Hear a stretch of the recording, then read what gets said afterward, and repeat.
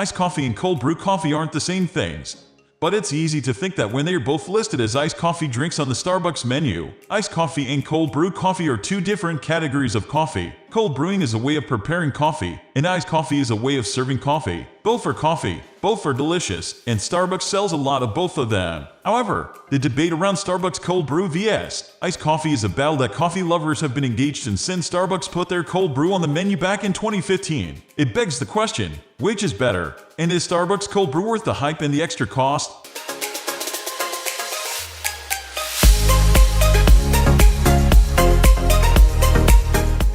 In 2015, Starbucks put the first cold brew, iced coffee alternative, on their menu, much to the delight of cold brew lovers who had been enjoying cold brewed coffee in their homes and had been waiting to see what the coffee giant was going to do to put their unique spin on this preparation method. Cold brew is coffee prepared without ever touching hot water. Instead, brewing takes place by dialing down the temperature and compensating by elongating the brewing time. Starbucks brews their cold brew in small batches every day from a custom blend of African and Latin American beans. The coarse ground steep and cool instead of hot water for a brew time of 20 hours. The flavor slowly and gently leaches out of the grounds, and all the harsh acidity and oils are left behind,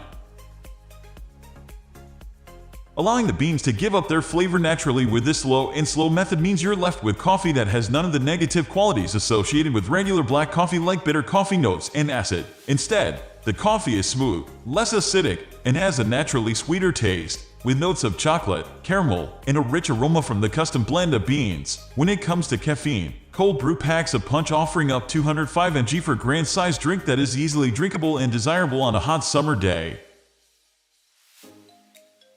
Nitro cold brew is a regular cold brew coffee infused with nitrogen bubbles then poured cold out of a tap. The resulting glass of chilled coffee has a foamy head like a glass of beer and comes out of the tap cold. No need to add ice. With a foamy head and velvety texture, you don't need milk or sugar to enjoy a creamy drink.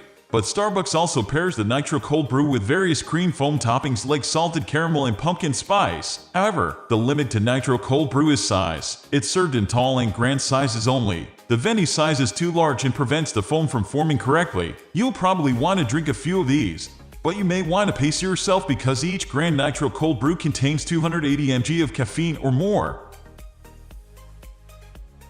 Iced coffee is a serving method rather than a preparation method like cold brew is. It's just that, pouring brewed coffee over ice. The key to serving an iced cup of coffee at its best is controlling the strength of the coffee and allowing the quality of the beans to shine through. Starbucks makes a practice of brewing hot coffee, and then it's poured over ice before being iced again in the glass to the guest specifications to cool it quickly.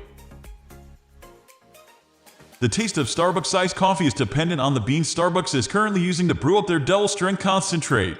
Although they tend to favor a lighter roast, the website recommends a breakfast blend for making iced coffee at home, though Pike Place is another popular choice. Determining the right amount of ice might take a few tries, especially if it's a hot day. As the ice melts from the heat of the coffee, it waters down the coffee to a more reasonable level. So, requesting more or less ice in your cup will allow you to have weaker or stronger coffee. This customizability is great if you don't want to add anything else to your iced coffee, but you want it a little less bold. Starbucks iced coffee has notes of caramel and vanilla, but it's well-rounded and easy to drink even without milk, although that is the tradition. The iced coffee comes standard with the addition of classic syrup as a sweetener, but then you can customize with sweeteners, syrups, and kinds of milk to change the strength and flavor of the coffee to your liking. Iced Americanos are a lot like iced coffee. Starbucks takes pulled espresso shots, adds cold filtered water, and pours it over ice to further chill it. When it comes down to the debate between Starbucks cold brew vs. iced coffee, the best decision you can make is a personal one. Some days, you need the extra caffeine that a cold brew brings to the party. Try the cold brew at least once, see how it suits you, and experience one of the numerous benefits of cold brew. Whether you buy it from Starbucks or make it at home yourself, happy caffeinating! We are going to end this video right away. If you have any query or information to share, please leave a comment below. Thanks for watching.